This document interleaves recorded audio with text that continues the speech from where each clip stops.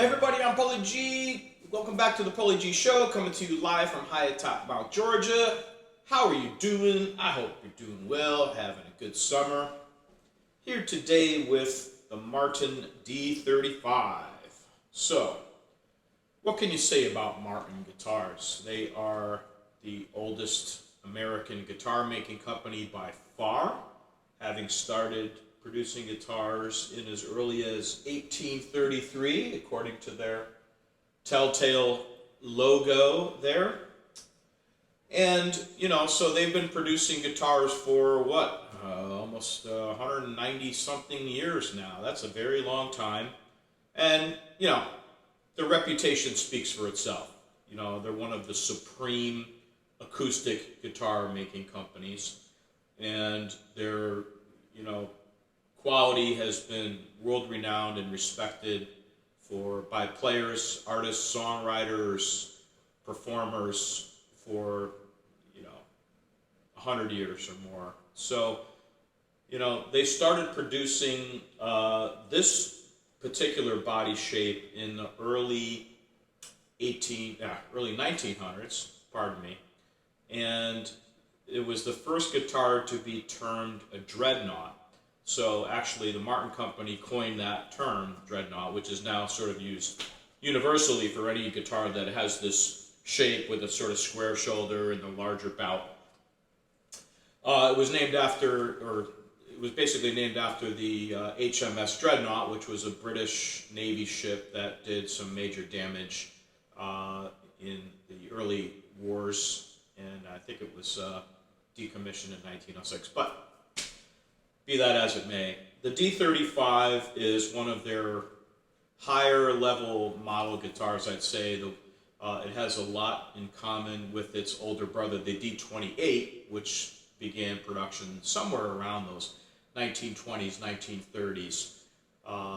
They're very similar in design, and that is, dreadnought shape, spruce top, rosewood back and sides. The main differences are that the D35 has a bound neck where a 28 would not. But the biggest difference, of course, as you probably have already guessed, is the famous three-piece back. So this is, in this case, is an Indian rosewood three-piece back. And they started doing that mainly because it was sort of the brainchild of one of their luthiers somewhere in the mid-60s, because they were running low on big enough pieces of rosewood to make a two-piece back. The Brazilian rosewood was, running low. They were kind of switching over to the Indian rosewood, as this is around those times. And one of their technicians had the great idea to, carve out a three-piece back, which is a very artistic design, but it was really done because they needed to use up smaller pieces of material. Martin likes to tout that it's an eco-friendly design and so forth, but it really had nothing to do with that. It was really all about them utilizing and maximizing the use of the materials that they had. So this particular D35 was built in 1992, making it officially 30 years old at this point. This was actually a bequest from my brother, who passed away back in 1997. He had bought the guitar brand new and didn't really play it all that much.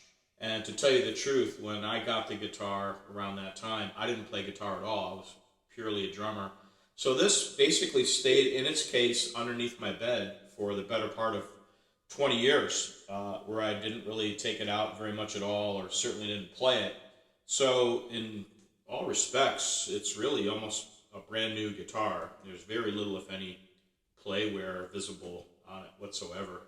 So it's in mint condition, and now that I'm playing more guitar, I'm realizing and appreciating what I had all these years. And the more I play it, it's really opening up.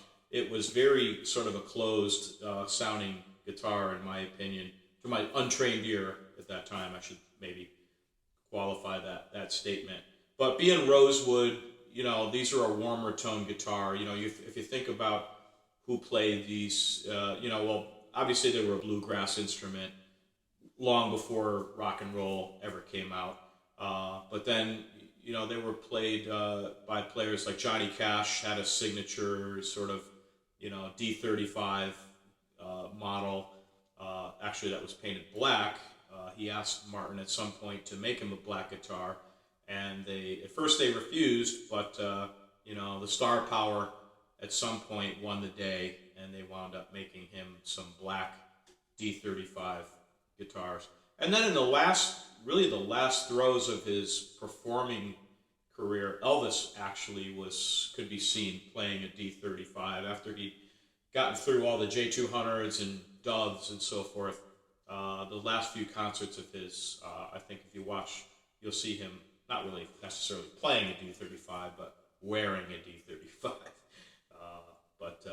Anyway, so yeah, I'm enjoying this guitar more and more. It's a warmer tone. It's not like it doesn't sound at all much like a Gibson acoustic guitar, which are much brighter.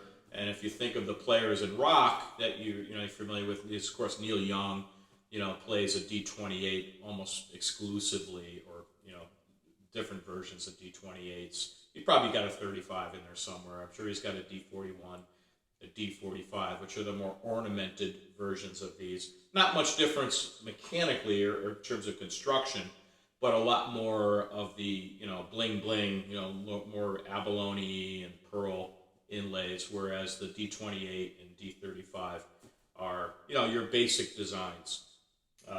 But nonetheless are amazing and highly sought after guitars.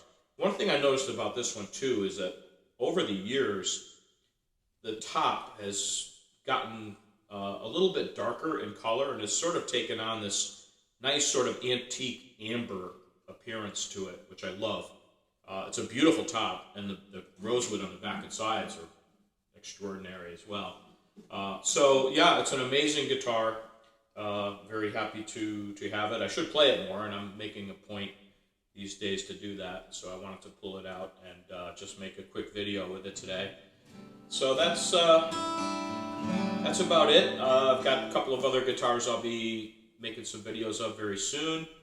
So thanks for tuning in, and until next time, this is Paulie G reminding you that when it comes to guitars, you only need one more. See you next time.